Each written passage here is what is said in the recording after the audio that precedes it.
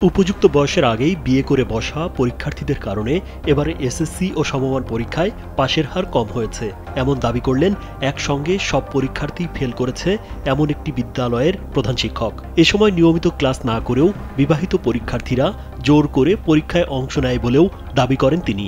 আমার 5 জন ছাত্রী পরীক্ষা দিয়েছিল, এক সপ্তাহজনই বিবাহিত, মানে সব বিবাহিত হয়ে গেছে আগে জোর করিয়া মানে পরীক্ষা দেওয়াই।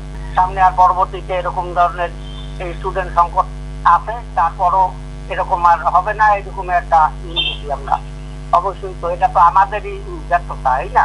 পিরোজপুর সদর উপজেলার শিকদার মল্লিক ইউনিয়নের জুসখোলা সম্মিলিত বালিকা মাধ্যমিক বিদ্যালয় ও ভান্ডারিয়া উপজেলার মধ্য চড়াইল মাধ্যমিক বিদ্যালয় থেকে 10 জন পরীক্ষার্থীর মধ্যে সবাই অকৃতকার্য হয়েছে। এখানে হয় কি, ঝরে পড়া স্টুডেন্টগুলো বেশি এখানে ভর্তি হয়। নীল আসছে এখানে, আমরা শোনা মতে আমি এবং দেখছিও সেটা না, কোনো কোয়ালিটি সম্পন্ন স্টুডেন্ট এখানে ছিল না। স্যান্ডেলিনা সো, রূপচর্চায় আভিজাত্য। মূলত কাছাকাছি দূরত্বে একাধিক বিদ্যালয় থাকায় পরীক্ষার্থী নিয়ে একরকম কাড়াকাড়ি চলে। এতে পিছিয়ে থাকা প্রতিষ্ঠানগুলো যে কোনো মূল্যে শিক্ষার্থী সংখ্যা নিশ্চিত করতে বাল্যবিয়ের শিকার ও সমাজের পিছিয়ে পড়াদের অনেকটা জোর করে ভর্তি দেখানো হয়।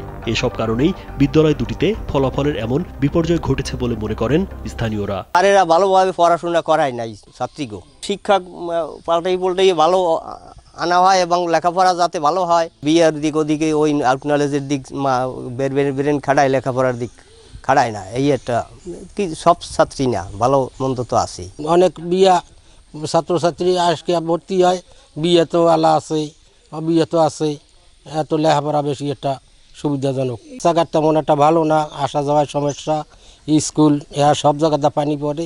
পার্শ্ববর্তী এলাকায় স্কুল আছে কয়েকটা, কেউ ভর্তি হয় না।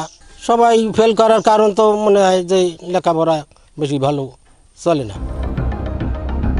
রাজীব বিশ্বাস, কালবেলা।